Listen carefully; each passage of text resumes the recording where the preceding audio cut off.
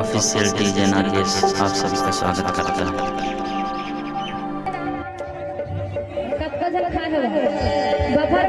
DJ Nagesh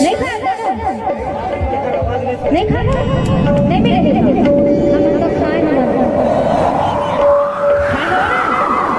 जब जब buffer में खा ताली बजना चाहिए ठीक है ना धीरे धीरे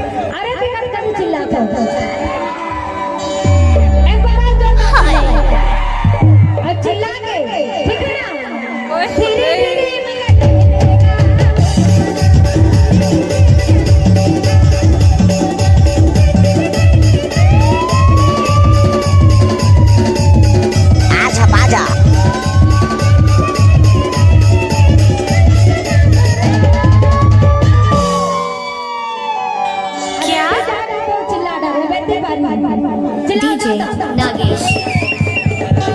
बैठ लो टूरा बन के बैठ लो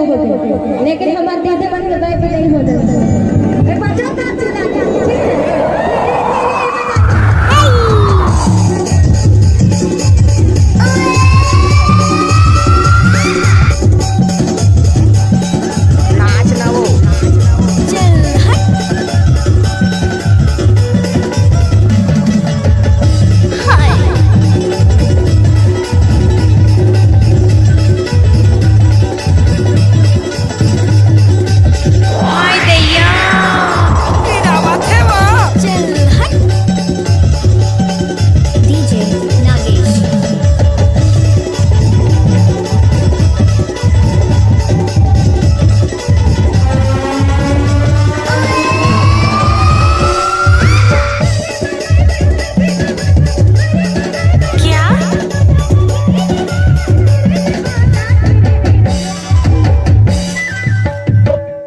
भारी चमक